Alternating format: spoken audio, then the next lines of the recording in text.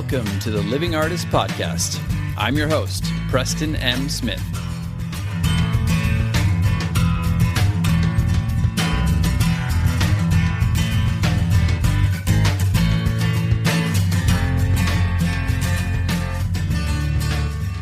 Hey, everybody. Welcome to the Living Artist Podcast.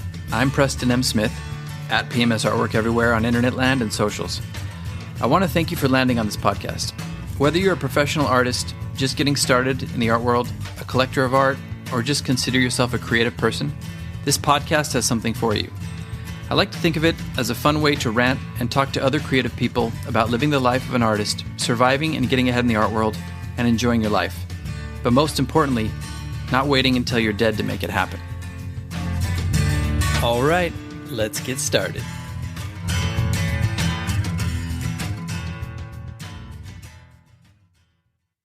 Want to make a podcast? Spotify's got a platform that lets you make one super easily, then distribute it everywhere and even earn money, all in one place for free. It's called Spotify for Podcasters, and here's how it works.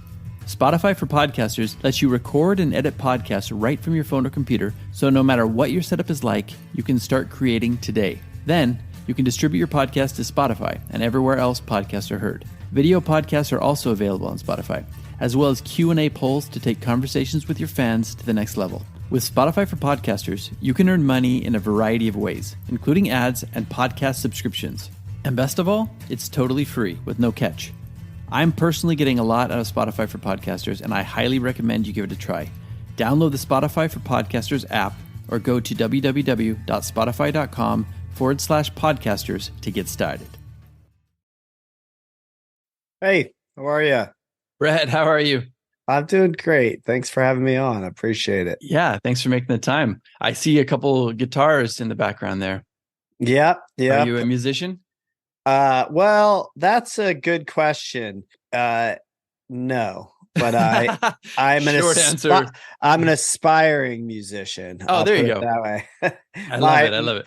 My son actually can play really well. I can collect guitars really well, and I'm fumbling around the instrument, not enough to call myself a musician. Yeah, that's okay. That's your contribution. You can be a collector of guitars. Yeah, I kind of want to be the guy that can play the guitar too, so I'm working on it. I'm right there with you. I was actually in a punk ska band for many years. I was the lead singer, but I learned how to play a tiny bit just so I could write songs, but I still fumble my way through. It's a lifelong journey. But Are you in Ohio right now? I am. Yeah. Awesome. Yeah, Columbus, right? Yes. Very cool. Mm-hmm. I've never been. For anybody listening, we are here with Brett Kaufman. I'm just going to go into your resume here.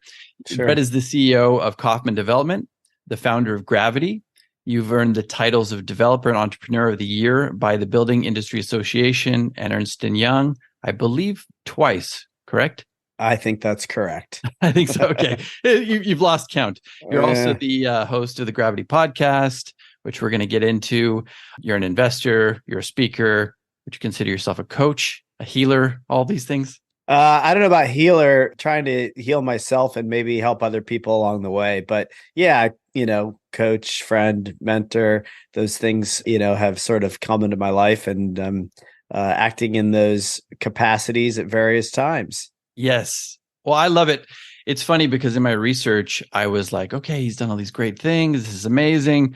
And then I started getting into the mental health aspect and the healing aspect of it. And I was like, man, I could just throw away my notes and we could have a whole hour session just on this, because I'm also a person who's dealt with some trauma and going through my own chronic pain journey right now and doing a deep dive into that. So maybe we'll get into that later. But I want to start at the beginning with your origin story, as we always do. Take us through, I don't know, as much as you want, as early as you want. What got you to the point of where you are and getting into, being a developer, being interested in healing, being interested in art? Just take and run with it. Okay, yeah, sure. And you won't offend me if you throw out the notes and take it anywhere you want to go. Awesome. Those are sort of the conversations that I probably find to be most valuable and enjoyable. But I agree. The kind of very short version of the story, you asked a lot there. And I will say that, the way that I kind of frame it all is it's, all sort of been happening as it was meant to be from the very beginning. And there's these data points along the way that I can look back in hindsight and, connect dots that make me feel very grounded in that belief. Mm-hmm. But it wasn't always clear to me, and it was hard, at times. I grew up in a family where at a young age, it was sort of a chaotic household. There was addiction, there was abuse. My parents got divorced when I was 10. My father Mm-hmm. was a alcoholic and addict. And it was, in hindsight, very, very difficult times that set me on a path to really act out in a lot of ways, partying and rebelling and trying to find myself and express myself and not doing well in the ways that you're supposed to as a kid, performing academically or following the rules, staying out of trouble, doing all the things. I really wasn't doing any of those things. And there was some energy in that. There was something there. It wasn't all bad. There was some self-expression, some rebellion, some discovery that was also, a part of my truth, who I really was and what I was really trying to find. And art was a part of that. I was raised sort of in this frame of being, kind of a traditional man, boy, in my part of Ohio and my family. That meant athletics, that meant sort of looking good, being a certain way. Yep. Eventually that meant doing well in school, success, business. I mean, this is the conditioning I had, right? Mm-hmm. And I stumbled into the art room in high school and found kind of a whole new world I didn't know existed, and I liked it. It was Yeah. people that were unlike the people I've been hanging out with. They were listening to music that I hadn't heard before. They were funny and creative and connected, and there was an energy that just felt very alive to me. Yeah. And so, I became friends with, people in that world. We partied together. We, started to explore mind altering substances that, did start to open up some new doors. Oh yeah. Although, very unsafe and many times pretty traumatic, but shifting nonetheless. And, that all really led me down a path that ultimately I wasn't strong enough to really lean into. My conditioning, kind of hop back in the driver's seat. And, when I graduated from college, rather than explore the arts, psychology was an interest of mine, architecture, I had studied design. There was something there that I just didn't have the courage to pursue. So I instead kind of hopped into a traditional corporate world, went into banking, Mm-hmm. eventually got into real estate, worked for a production developer for a very long time, and was quite miserable doing all of that. And eventually, that's what led me to starting Kaufman Development. And yeah, I'll pause there. I can talk more about, what we've been doing since then, but want to pause and let you respond to any of that. Yeah, there's so much. I didn't want to interrupt you at all, but I completely understand. And it sounds familiar in many ways. I also had a lot of coping strategies. A lot of that was alcohol and some mind altering substances as well. But it was one of those things where for me, I felt like, I'm okay. I'm doing all right. This is a little patchwork that works for me. I'm still pursuing my art. I'm very focused. And then one day it just hit me like a ton of bricks that I'm not okay. And everything, the wheels started to fall off a little bit. So that was kind of an aha moment for me. And it sounds like you maybe had a few of those in there.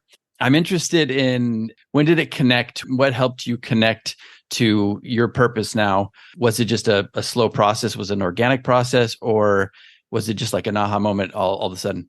Yeah, I would say that it was very slow and very organic, but there were a few things that all happened within a short amount of time that I can really point to that did give me some clarity. Mm-hmm. I found a coach, a life coach, and at the time, this is back in 2000 and I don't know, 8 or 9. I didn't really know what that meant, but there was this guy that, appeared in a peer group that I was in. Somebody Hmm. brought him in and we did a half day session with him, and the whole group hated him, and I loved the guy and thought, I need to work with you. I don't really know what you do, but I need to work with you. And that was a big thing. I went to the Landmark Forum. If you're familiar with Landmark, that happened around the same time. And then I was a part of something called Summit Series. I don't know if you're familiar with the Summit guys, but that was A little bit. yeah, I went to one of their events back in 2009, I think it was. And, the three things really combined got me to realize a few things. One, that I really could create anything I wanted to, that my past did not have to inform my future, that Yes. it really didn't have much to do with me at all at this point unless I let it. And I Hmm. really got that. I really got through the coach that I could combine things that I loved into my work, that my Hmm. work and my loves did not have to be separate. And then when Yes. I went to Summit Series, I saw a whole world of like entrepreneurs and people that were philanthropists that actually were trying to do innovative, creative things that were good for the world. Hmm. And I thought, that's me. That's what I want to do. And so it was really those three things that got me to really start to wake up and choose consciously to live and create in a way that felt more aligned with who I actually was. Yes. Well, it's interesting because what you're doing now, and we're going to get into, the development and the gravity projects and all that.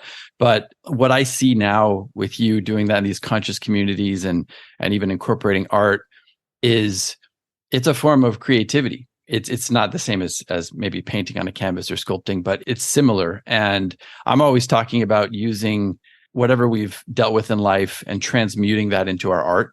And therefore it becomes a cathartic process. Did you find any of that with the development projects, that it was a cathartic process, or that you felt like you were honoring your past? I know you're saying your past doesn't equal your future, but also the past, once you embrace it, it can help you to define yourself a little bit and then use it to move forward and transmute those feelings.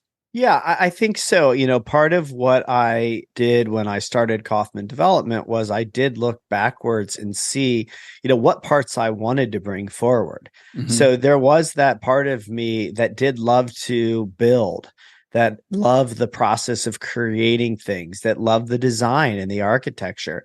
And then there was this part of me that I wasn't really honoring, which was about service and Hmm. connectivity and collaboration and creativity and the arts and wellness and all kinds of things I thought were outside, and they were really the traditional real estate development pro forma world. So Definitely. yeah, very much, let even the conditioning that, I've shed to some extent, maybe in large part, I let that work for me too. Hmm. Okay, so, I wanted to, I was told I ought to be successful, make money, have a good reputation. Okay, fine. I did do that. And that's not such a bad thing, you No, know? it's not. And I Right. would I would actually argue that you can't really help other people until you've helped yourself first. And to have the impact that you've had, that sometimes means even being successful from a monetary standpoint. Yeah, I think so. I think, it's all been, perfect, in what it is and what it's not. And so, yeah, I don't look back with regret or anger or any sort of anything other than gratitude for all of it at this Yes. point. Now that I've landed here, I am super grateful for all of it. It did all serve its purpose. But the key is, then what? Is it still Right. serving you? Right. And when it's not serving you anymore, that's, when it's time to continue to shift. And Yeah. that's how I see it. Is it's a shift, it's an ongoing evolution, it's a peeling back of the onion. Occasionally you rip a band-aid or two, you take some big jumps, but Hmm. it doesn't have to be, for me at least, it wasn't a complete 180. Yeah. And sometimes it's not linear either. Maybe you think Right. you're over something, and it's like Magnolia, one of my best friend's favorite movies. It's like you Oh might be yeah. done with the past, but the past isn't done with you. Sometimes that can come up and bite you in the ass from time to time. That's a But great movie. that's a great movie. I know. Yeah. I got to revisit it again. But Yeah. well, let's talk about Kaufman Development a little bit. You are responsible for over 10,000 homes and various commercial projects. And I love the idea of creating conscious communities. I was just wondering if you could kind of walk us through that a little bit, that process and even that mission statement. Yeah, I think, it's sort of a good segue from, the idea of things not being linear or, it Yeah. being a gradual process. What we have done is thrown out some aspirational language. We believe we're building the largest conscious community in the world. And what's key about it, because you hear a lot of people talk about intentional living and purposeful or communal, people use different words for it. What's really great, what I'm really proud of, is we are actually building something. We've built currently at Gravity. It's on its fourth phase. The first two phases are now complete. In total, it makes up 12 acres. It's, over 1,000 homes, 300,000 square feet of commercial, retail, all kinds of placemaking. We're hosting hundreds of events now, bringing Yes. in speakers from all over the world, artists from all over the world, tons of collaborations with people locally. What we say is we are at Gravity trying to build community around creative expression, Mm-hmm. impact, and well-being. Yes. And so Love that's, that. our focus in it. And it's trying to meet people where they are. That's the thing, is we're not trying to come out of the gate with some utopian, idealistic, perfect community. It's not perfect. It's going to continue to expand and grow. But right now, we're trying to just meet people where they are. So if you're interested in a meditation or a sound bath or yoga, great. You want to start by getting in a cold plunge or our saunas, cool. Yeah. If I you're was going to ask you about that. if you're interested in tech, we've got that. You're interested in philanthropy, great. Come on over. If you want music, if you're interested in art, we're trying. I believe there's a lot of ways for us to step into the body, to step into our higher selves, to learn, to grow, to evolve, to connect, to collaborate. And it's not a one size fits all. You might get that started by starting a business. You might get that by volunteering, and anywhere in between. Yes, that's so amazing. And there's so many things I want to talk about, but I love the variety. I'm a big wellness guy. I love biohacking and all that stuff. Mhm. So I was interested in your whole, I sounds like you have contrast therapy and all that stuff. I don't know if you're familiar with Pause or Upgrade Labs here in LA, but they Yeah. do a lot of that stuff. I love the idea of incorporating that into a living space and having that accessible. But even more than that, for me, I was talking to my wife about this, and my last episode was about isolation. And I feel like we're all so isolated nowadays, especially it feels like in this country. I think people, obviously with the digital age, but after the pandemic, everything, I feel like we've gotten more isolated, and artists tend to isolate a lot too. So I think that's really powerful to have that baked into the community. I know for me, even luckily, I have this podcast, which allows me to talk to a bunch of people, and I have my artist community, and I'm trying to develop a community with the podcast. But even with that, I find that I'm isolated a bit too much. And I thought that I was going to love that, but it also it's a double-edged sword, Mhm. So I love that that's baked into that. Have you felt like so far people are really taking advantage of this and, taking part in meeting people? I do. Yeah, we're seeing it happen. We're seeing it work. You're not wrong. The isolation is a real concern. Yeah. And so, one of the things that, I'm excited about is I just happen to live in Columbus, and what we historically have not had in Ohio, this part of the country, is some of the things like an Upgrade Labs that you have in Yes. California, have in New York. And so I'm finding that there's a lot more people that are in isolation that do want to have a community Mm-hmm. where they can be around other like-minded people and talk about whether it be health or wellness or art or mental health, Yeah. and share the struggles. And so, yeah, a big part of the community that we're trying to build is so that people can connect and share experience and support each other. Yeah. And I think it's one of those things, it's almost like the gateway drug a little bit in a positive way. A lot Mhm. of people might not, even in LA, I mean, we have access to these things, but there are communities in LA that have no idea what biohacking is or what health and Mhm. wellness is. But you give them a little taste of it and it just opens up a whole new world. So I feel like Yeah. that's probably happening with your the conscious communities as well. Tell us a little bit about the greenhouse project. Is that the final stage?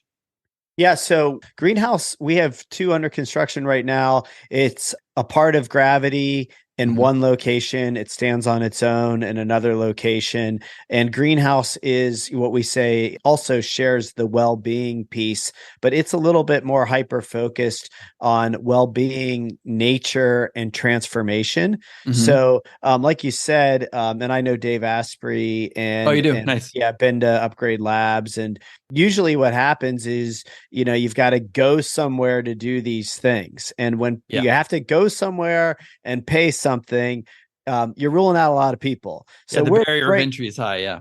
Yeah. So our idea is like, let's bring all of that. And it's not all of it. We don't have all of the tools, but at an entry level, if you want a cold plunge, you want a sauna, you want, various treatments, you want, meditation, yoga, we have all of that built into the greenhouse community. And then all of our environments are built in a way that feels like you're a part of nature, even if it's simulated.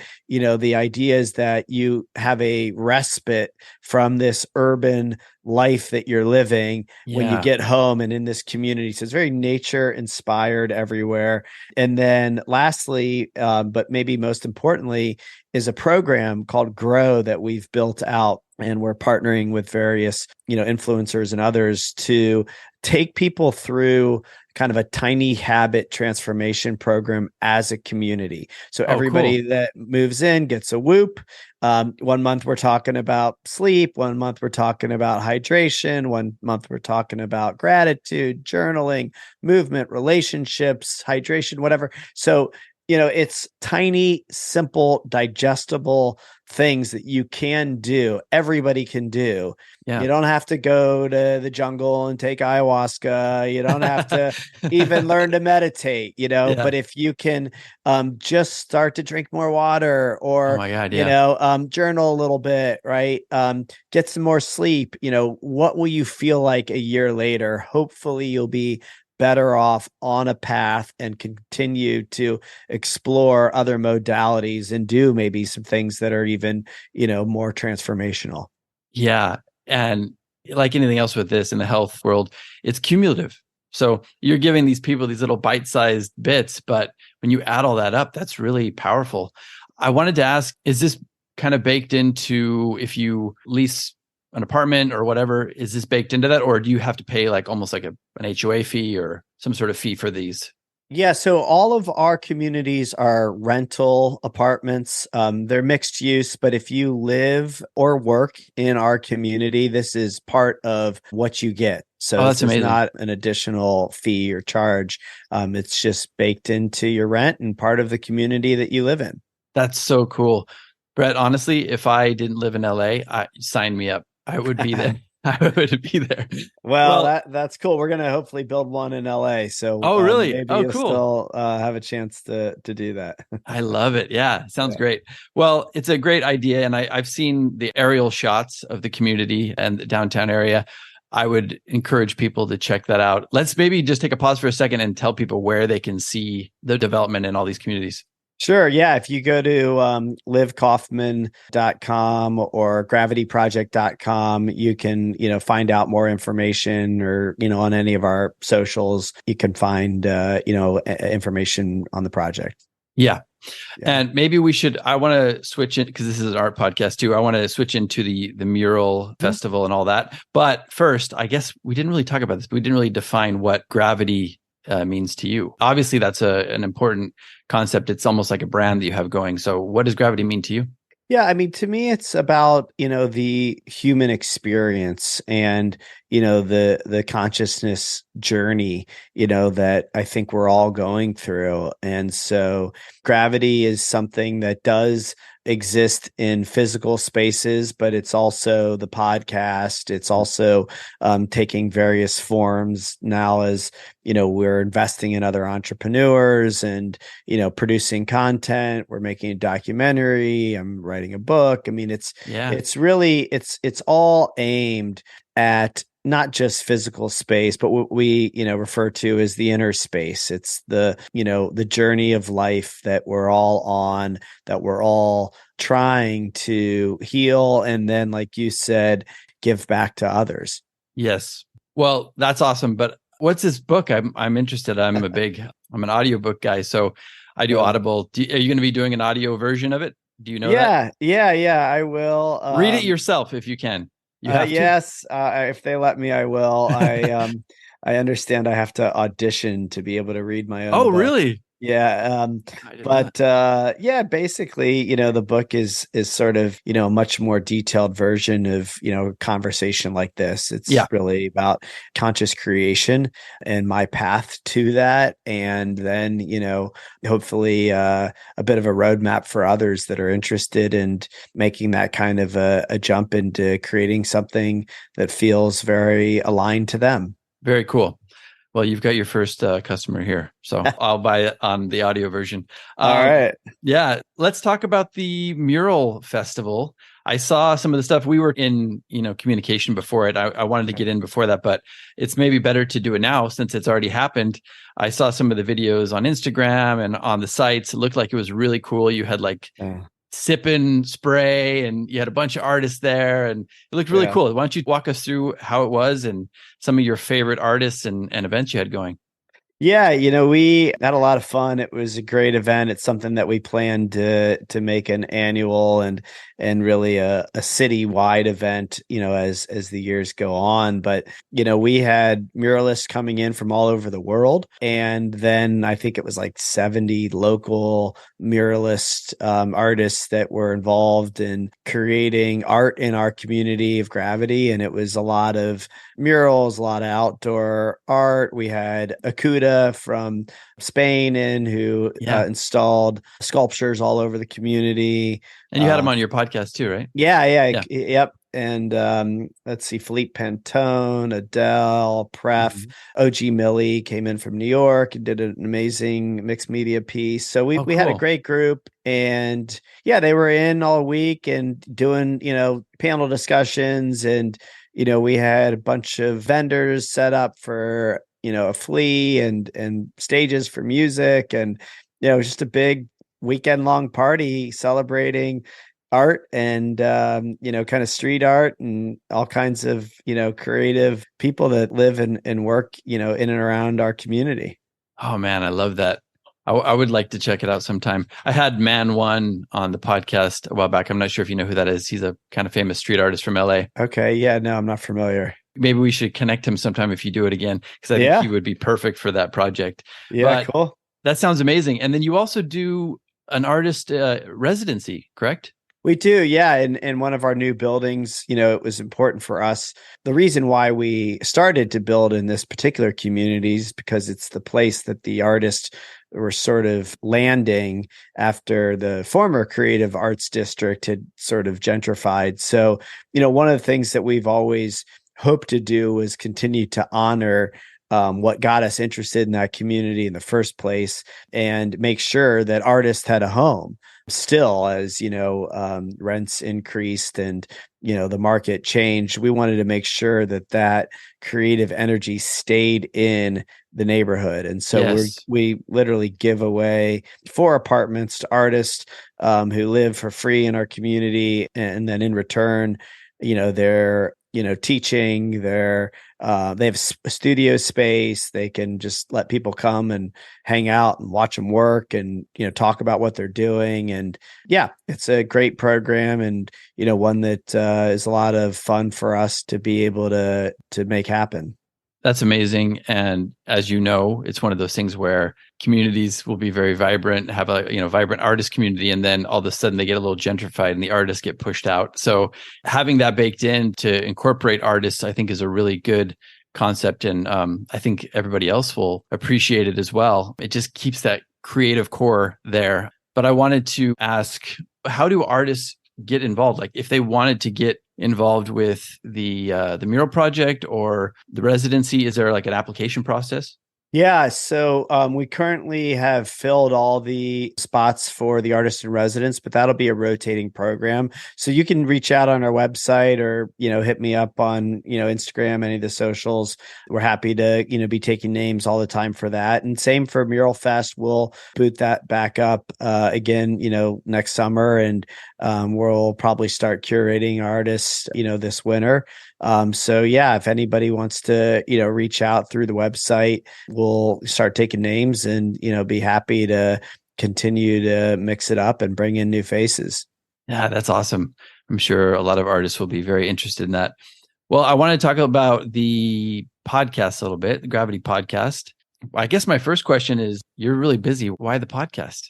Yeah, I am busy, but I've kind of built a great team. And, at this point, I get to do the parts that, are really in my unique ability, that I love to do that drive value to the business. And, yeah, it's got to do both. It's got to be something that mostly I'm really happy to be doing. And so the podcast is something I just enjoy doing. I love being in these kind of conversations with people. I love learning from people. Every episode I do, as you know, right? You learn something from somebody, and it's a connection. It's a relationship that gets built, and you never know where that goes, but it's good for some brand awareness. It's good for relationships, but mostly, I think it's good for people to hear these stories. And that's what really excites me. A lot of times on podcasts, what people generally do, what I generally hear is you hear about what the person's doing.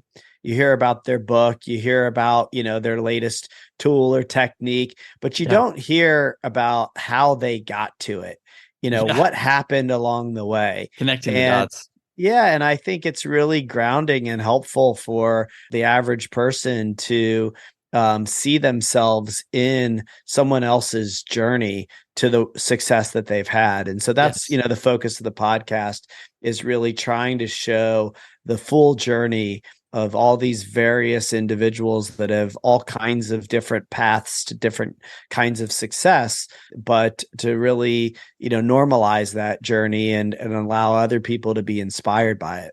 Yeah, that's great. I love that because I'm always trying to do that with the podcast too. I don't have any problem getting down and dirty, talking about the past, connecting the dots.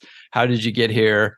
And that you're not on top of the world always, right? Like as an artist, you can be killing it as an artist and still be at the poverty level. It's true. It's a very difficult world to live in. So I love to do that. I love to create community. It sounds like you do as well. I know it's in the health and fitness category. Just for people who are interested in listening to your podcast, how would you categorize it? And like, what types of guests do you have on it? And I think you also do I do solo episodes. Do you do some of those as well, right? I do. Yeah, not enough, but I've started to try to mix that in a little bit. It's a lot easier for me just to ask questions than it is to turn on the mic and rant. But but that's fun too. We have all kinds of guests on, that we do bring on artists like we did when we had everybody in for Mural Fest, but we bring in people from the business community, from the nonprofit community. We just had James Clear on, who wrote Atomic Habits, and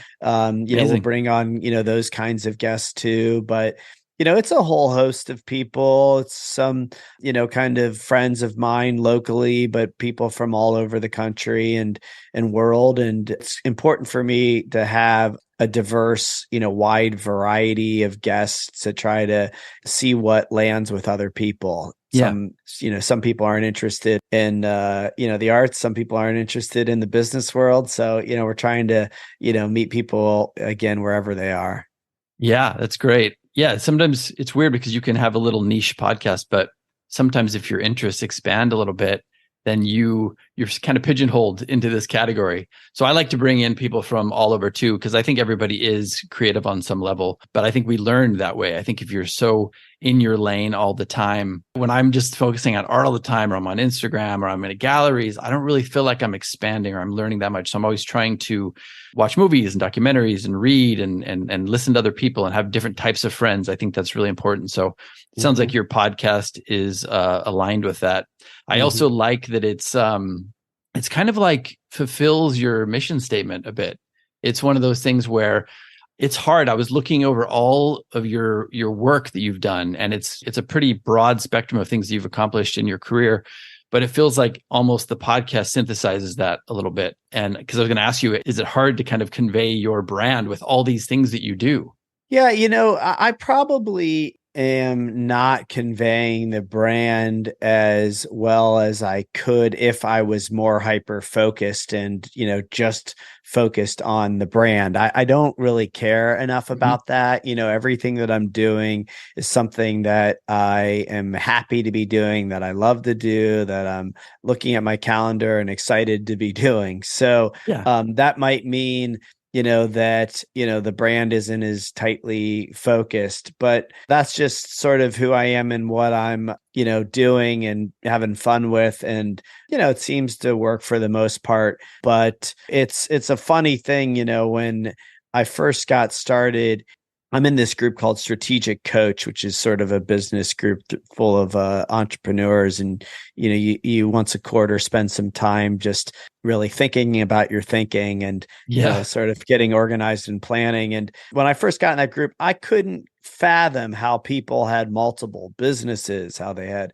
podcasts, how are you a CEO? And and then, you realize that there is a way, and it's actually not as hard as people think it is. That if you hire good people that share vision and values, and, that might be hard at first when resources are limited, but, with each person you hire, if they can do the job better than you can, it frees up some more capacity. And over time, and it does take time, I've been able to build a pretty good system where we're able to do a lot. And, frankly, I'm working less. It's just super organized, and it's, super supported by great people, and, it just works. Yeah, sounds like that is the journey with a lot of entrepreneurs and people who are expanding, is giving up a little control and surrendering a bit, right? I still have a problem with that. Like if I were to plan somebody to package my work and send it to another country, I still would be nitpicking and, getting involved in the process. But I think that's a great lesson for everybody. And to backtrack a little bit, I think I was giving you a compliment about the brand situation, because I think you not having just a 100% defined brand that you stick to is kind of your brand. I think that's the power of it.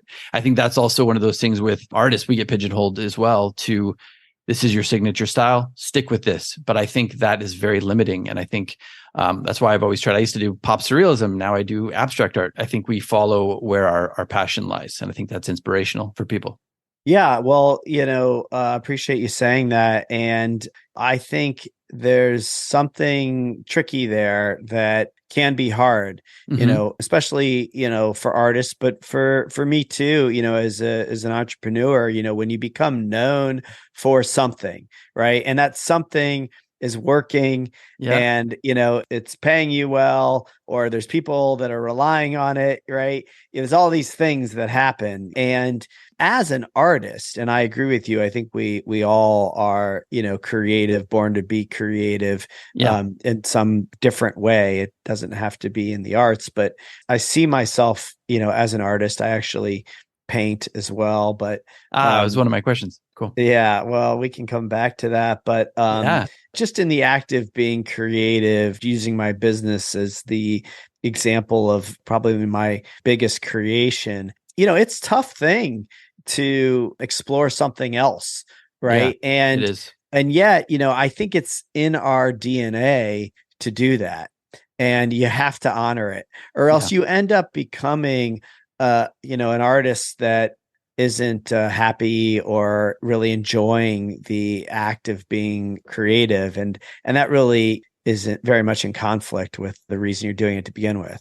Yeah, and it's not very inspirational. I think people can feel that. I think it almost comes across as like, oh, it's lost its soul or its energy. Yeah. It's the equivalent of, the athlete who's really good at what they do, and then the parent gets involved and gets so on them the whole time and tries to mold them, and then they just lose their passion for it. I think Yeah. we gotta be following that. And I think you've done that well. But yeah, I can understand that. It's like, well, isn't he the guy who does this? Right. Now he's Right. doing this.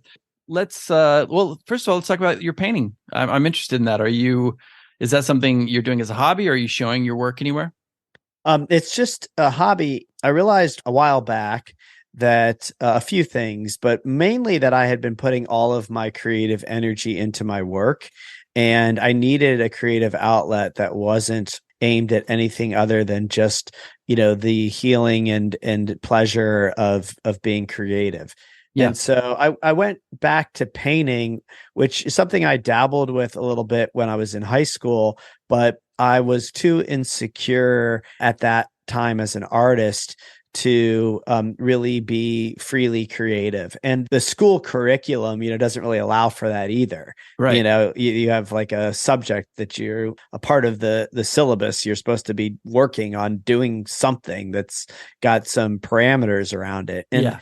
And so I had never really worked without, any expectations, any parameters, just blank canvas, an empty room, and a bunch of paint. And that was actually really freeing, but also challenging because Yes.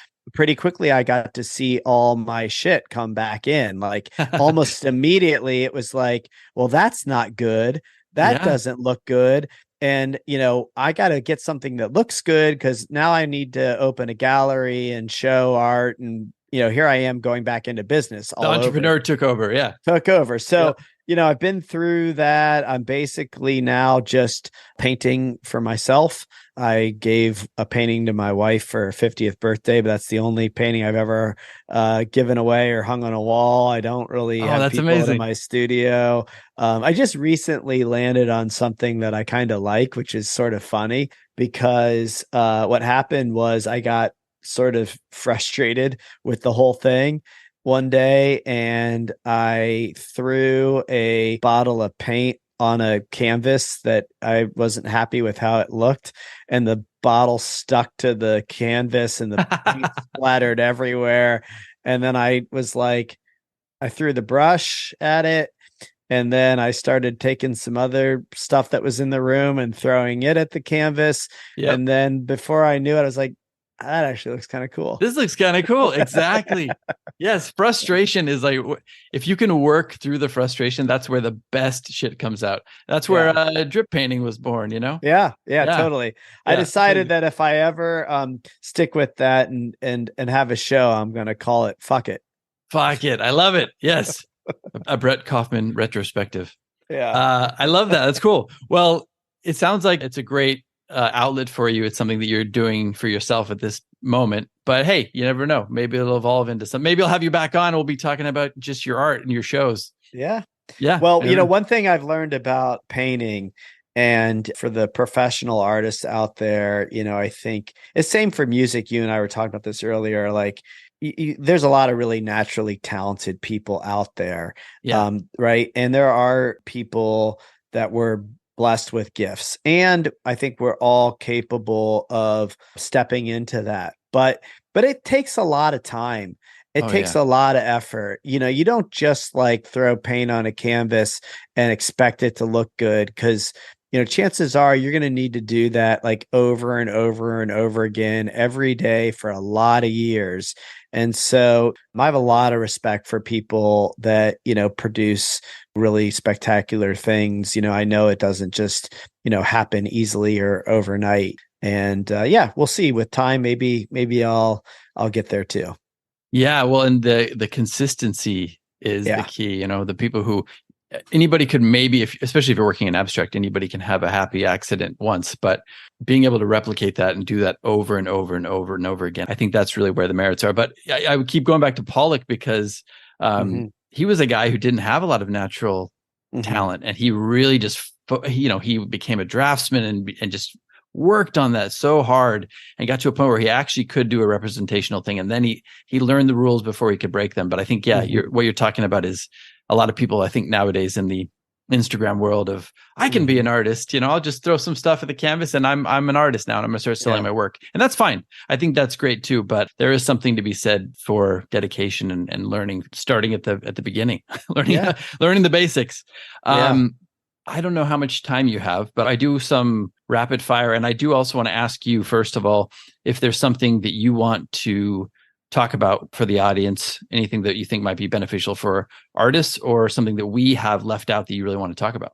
No, I don't think so. I think we've covered a lot. I love to continue to have our podcast audience growing. If people have guests that they want to recommend, great.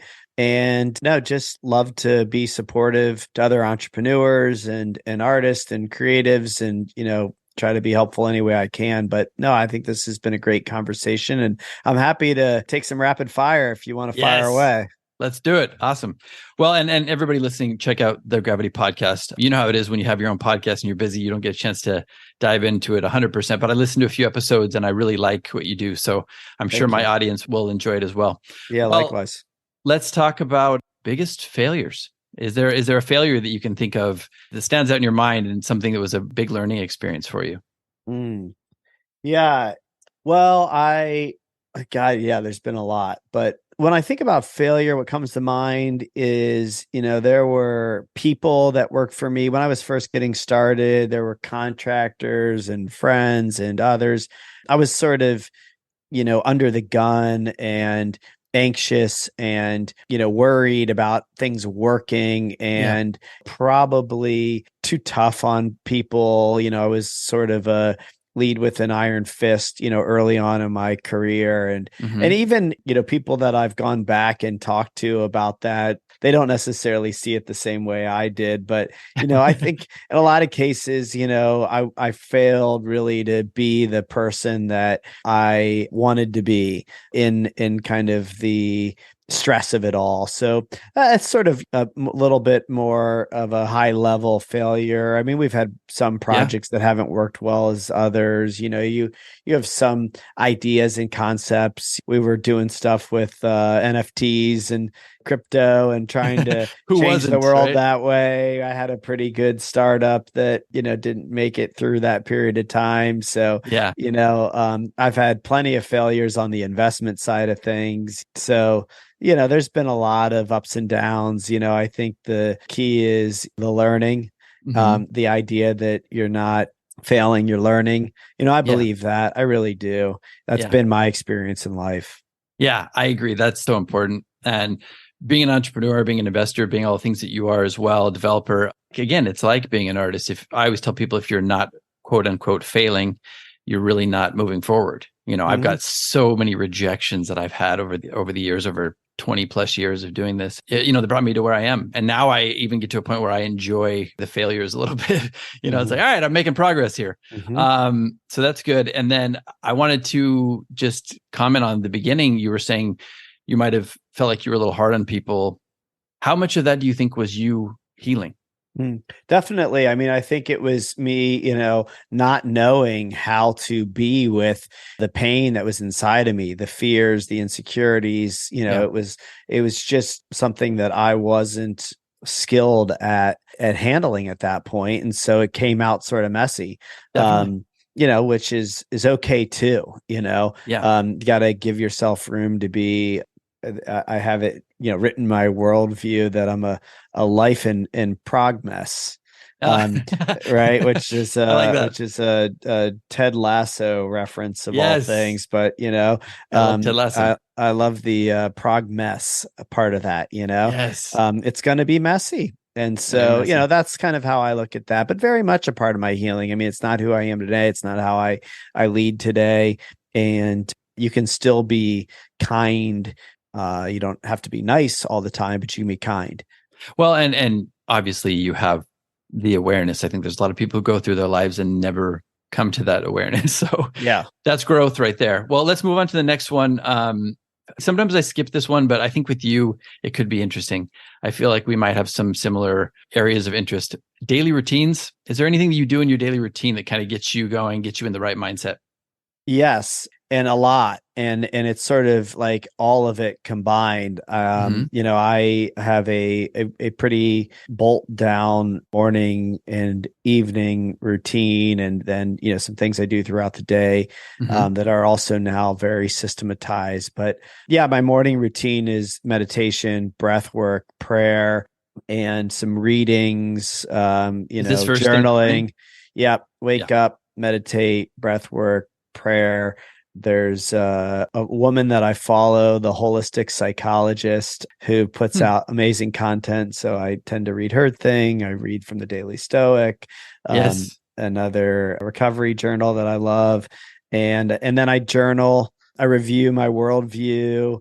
I get into looking at, my day. I listen to a podcast. I usually Mhm. go work out. That's sort of my morning routine. Nothing before, all that happens before 10 o'clock. I never have a meeting before 10 a.m. Yeah, then go about my day. I've got my days very much systematized. So I do certain kinds of activities. Tuesday and Thursday are really big work days from 10 to 3. I pretty much go straight. Hmm. Wednesday's a podcast day. Had someone on my podcast this morning doing this in the Oh, really? Oh, afternoon. cool. Yeah. And then Mondays and Fridays, I try to keep pretty open. So yeah. And then, evenings, gratitude, sauna, cold plunge, all that kind of Nice. fun stuff. And I Are we do talking like a, infrared sauna or sauna? yeah, I have an infrared at home, so I Okay. use that, pretty much daily. Yeah. That's sort of I do a little habit review at the end of each day and a little planning for the next day. And, that's kind of my routine. That's amazing. I love it. And for all you listening out there who are like, I'm too busy to do any of these things. Well, Brett's busier than you and he's doing it. So, Yeah, and I think one of the things that James talks about in Atomic Habits, which I think is really important for people that feel like they're too busy, is like do the tiniest little part of that. yeah. Like he says, go to the gym and then like walk in and then turn around and leave. Right. You're probably not going to leave, but Yeah. like go do a 10-minute workout. I mean, there's days where that's all I get is like 10 minutes in the gym, Yeah. but I do it every day. Um, Definitely. Sometimes I don't feel like doing core work, but I'll do 5 minutes, So just start somewhere small, somewhere Hmm. quick and easy, and let it work for you. For me, the more that I do, the better I feel, and then I crave it, and it doesn't become something I feel like I have to make time for. It's something that like if I don't do it, I'm unhappy. I completely understand. And again, it's one of those things we were talking about earlier. It's a cumulative thing. And if you do start developing these habits, you will get to that point where it's almost like a healthy addiction where you're like, I can't see myself. If I stop doing some of the things that I do, the wheels start to fall off. So Yeah. I have to do them. Well, thanks for sharing those. Those are amazing. I have some similarities in there, but I won't bore people because they probably already know that if they listen. I'm going to do two more if you got time. I do. I've got about 5 minutes, so we'll do Okay, them quick. Yeah. we'll do it fast. Okay. I always ask artists superpower, and that's something that you do very well, or even something that latches you into your creative process. Hmm. What is it that latches me into my creative process? Yeah, or Yeah. something, or it can be something that you do extremely well. Uh, I think that what latches me into my creative process is music. Most of the time, Hmm. um, caffeine helps too. Yeah. Um, um, Are you a Dave so Asprey caffeine guy or no? Well, I'm too lazy to make the bulletproof, but Okay. whenever I'm in Santa Monica, I stop by and get one. Yeah. Yeah. uh, but I actually switched to the like Four Sigmatic mushroom coffee. Oh, I love So it. Yeah. yeah, that's sort of my coffee of choice. And yeah, in the morning, when I'm thinking about creative or even, when I'm painting, music really Yes. helps. Even getting in the cold plunge, love to listen to music, working out, love to listen to music. So I'd say music probably of all the things is really the thing that helps me kind of get into the creative process. And the superpower, I think my superpower is maybe not something that all of us don't have the ability to do. Hmm. But for me, what's most helpful and informative is just like listening and like paying attention to what I'm seeing, what I'm Yeah. hearing, and realizing that if I'm noticing it, then I'm not alone, you know? Yes. And Yes. so that's sort of, the thing that I keep searching for. Well, I think that's amazing because I mean that you're almost talking about presence in a way, but or active listening, but that's one of those things. I still think that's one of the biggest gifts you can give another human being is actually being present and listening to them. Because so many Yeah. times it's the opposite of that. Hmm. Well, thank you for sharing that. And then the last one, really quickly before you get out of here, is advice to young Brett, any age. Yeah, I mean, I think that the thing that I would tell, my younger self is that, it's all happening and it's all perfect, and just to be patient, be present, to learn and trust, Yeah. and really, it's sort of cliche, but really surrender to what's feeling right, Yeah. and don't let kind of all of the noise, whether that come from, your family or your friends or society or your own insecurities, don't let that take you away from what feels like it's a part of your path. Really Mm, trust that and surrender to that. That's what I would say. But the thing about the younger self is, as much as I would love to go back and I try to tell other, young people, here's what you should do, right? yeah. Yeah. It all worked out exactly how it was meant to be, and I don't know Definitely. that it could have happened any other way. You would have maybe ruined your process if you went back and talked to yourself. Yeah, yeah, Yeah, I think that's amazing advice. It's the whole Back to the Future right, problem. right. Now, um, mostly what I do tell my younger self still today, because my younger self will hop in the driver's seat and tell me all the things that are going to go wrong or bad, right? yeah, I yeah. now I tell my younger self, it's okay, I got it. My adult self has got this. Don't I worry, got you. I we're hear you. we're I hear good. you. Yeah, But yeah, I'm going to yeah, take charge from here. Well, yeah. that's awesome advice. And everybody, check out Brett's work. We'll put everything links in the show notes. I love all the work you're doing for artists, for the community, with all your developments. I think it's amazing. Keep painting. And I really appreciate you coming on, Brett. Thanks. Yeah, my pleasure. Thank you for having me. I really appreciate it. It's good to be with you. This has been the Living Artist Podcast. Thank you so much for listening. I just want you to know that I appreciate you being here, and I'm grateful to be in your ears. Your art and creative life on this planet is meaningful, so thank you for sharing it with me. If you like this podcast, whatever platform you're listening to it on, please subscribe and share it with your friends. You can also leave me a positive review to show your support. This helps me to reach more people with the algorithmic magic and keep the show going strong. If you want to see more of what I do and check out the art that I create, you can visit my website at www.pmsartwork.com or follow me on social media everywhere at PMS Artwork.